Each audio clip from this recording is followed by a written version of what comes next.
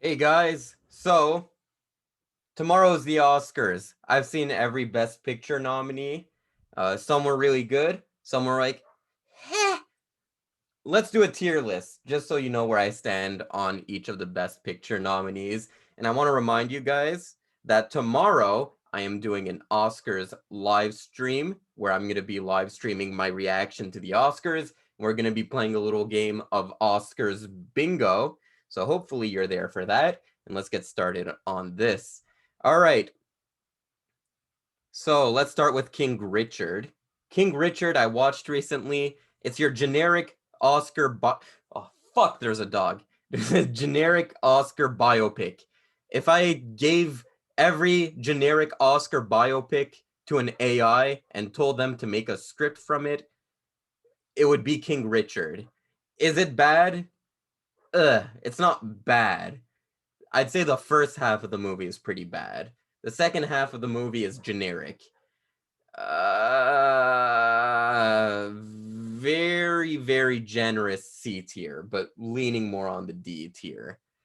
Belfast, if you've seen Roma, this is basically Kenneth Branagh's version of Roma. It's a very personal film, and it's very slow, but it's very atmospheric, and it really gives you a good picture of what Kenneth Branagh's childhood was like, and it has that Van Morrison soundtrack. Uh, I enjoyed it. I don't think I liked it enough to make it a Best Picture nominee, but if it won, I wouldn't be too upset, you know? Belfast, B tier. Licorice Pizza, Paul Thomas Anderson movie, and this is a bit more of a return to Boogie Nights.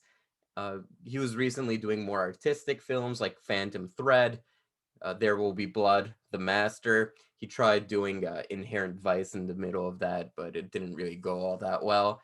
I liked Licorice Pizza quite a bit. It was a fun time. I didn't feel the runtime go by. The side characters were really interesting. Bradley Cooper, Tom Waits, Sean Penn.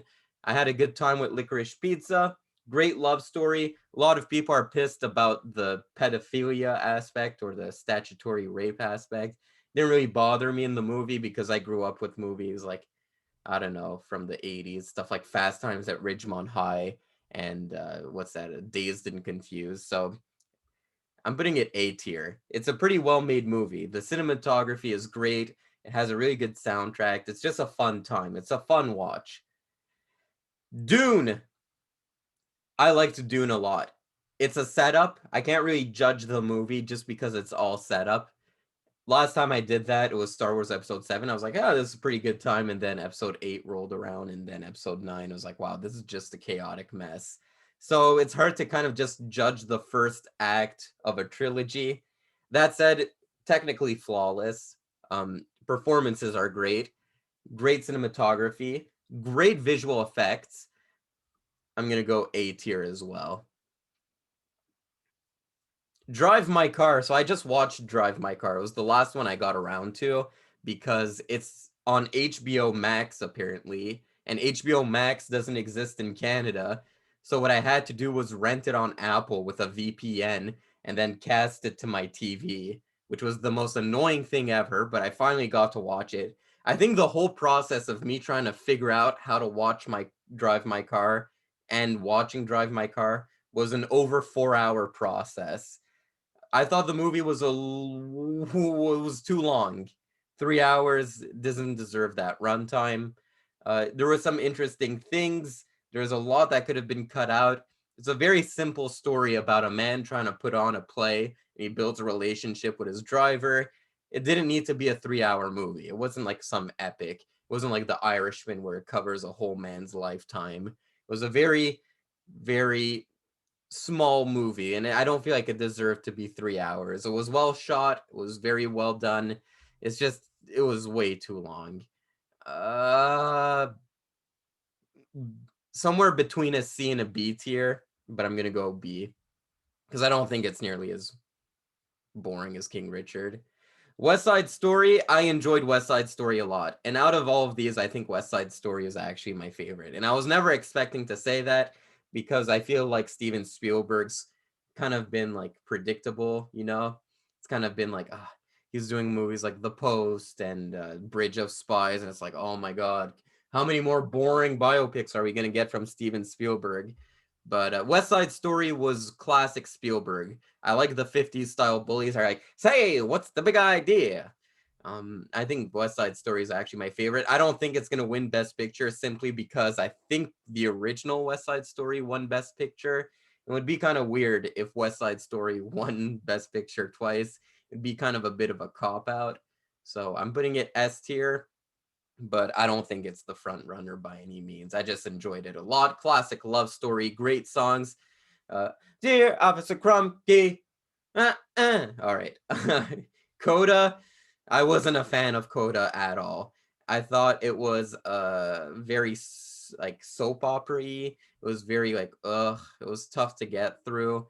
I thought the whole interesting thing was the like deaf family being fishermen, but that's not what the story was about. It was about this girl who wants to be a singer and her family won't let her.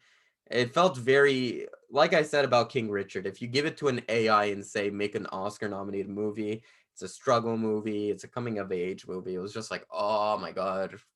I wasn't a fan of Coda. Don't Look Up. I mean, some people, the internet is so split on this movie. Some people are loving it, some people are hating it. I think I'm just somewhere in the middle where I think it was a really cool idea that was squandered. There was just some stuff that were like, oh my god, why is that even in the movie? Like that whole Kid Cudi and Ariana Grande musical number. I'm like, what? Cut this out. This movie is too long. It's like an overarching theme with all the Best Picture nominees. I find is everything is so long. Just like shave it down. Yeah, that musical. Another thing that really confused me is that you're setting up um characters and you set up the fact that Jonah Hill, he's kind of like the suck up to his mom, who's the president, and all of a sudden he starts saying like Trump quotes, and I was like, wait, why is he Trump all of a sudden? Like, I don't think you can like be more obvious than that. It was a very non-subtle movie is what I'm getting at. And if you compare it to a movie like Doctor Strangelove, which is obviously paying homage to, Doctor Strangelove set up stereotypes and these characters without having to quote like a Cold War president, like whoever was president at the time, JFK. I don't know my American history. But yeah, it just that stuff like that is gonna date the movie completely. Where you're gonna watch it in 20 years and like, wait, why is this man sexually attracted to his mom? So C tier, generous C tier, kind of like just like King Richard, bordering it on a D tier. Nightmare Alley, C tier. Wasn't a fan of Nightmare Alley. I really liked the portion of the movie where it was like this carnival of like weird people, and I kind of like that aspect. And I feel like Guillermo del Toro has done way better than Nightmare Alley. Both the Hellboy movies to me were more interesting. Shape of Water, which he won Best Picture for, was more interesting. Um, it was a bit of a snoozer. I like the ending of this movie. I like how it bookend everything. But I just wasn't a fan of the movie. It was just very forgettable. I was in the cinema and I was like, come on, let's go. I'm really not interested in this. Yeah. Power of the Dog, finally. I'm gonna go D tier on that one. I know everyone's loving Power of the Dog. It was just so man, it was just so slow. It was like, and I get what the movie was trying to do. It was like a message about how toxic masculinity is and yada yada yada. And I'm not faulting the movie for the message, obviously. It's just like the story was just so slow. Everything here is so slow. Drive My Car was so slow. Nightmare Alley was slow. Power of the Dog was slow. I was like, come on, guys, just like pick up the speed, you know? I don't know. I just Power of the Dog is like one of those movies people are drooling about. It's just I've seen the story done better. And yeah, that's basically it. Basically, the best picture nominees, there's a lot of snubs here. The biggest snub to me is Mass. Mass, which I think is on Apple TV, fantastic movie. Like it's beyond S tier, Mass. So is Red Rocket. That movie, came out in theaters. I don't think it's on any streaming. Spencer, which Kristen Stewart is nominated for Best Actress for, way above most of these movies. I'd put like that movie in the A tier, but I even liked it more than uh I probably liked it more than Licorice Pizza. I don't think I liked it more than Dune. Yeah, just a lot of movies in here where I'm like, okay, like I could have done without this tier, right? These two tiers right here. Put in Red Rocket, put in Mass, um, put in Spencer. I liked Spencer a lot. Uh, Titan, I thought was better than most of these movies here, which was that French horror movie. Just a lot of snubs, in my opinion. I thought The Harder They Fall was more interesting than these movies as well. I thought it was even more interesting than these movies here. I really like The Harder They Fall.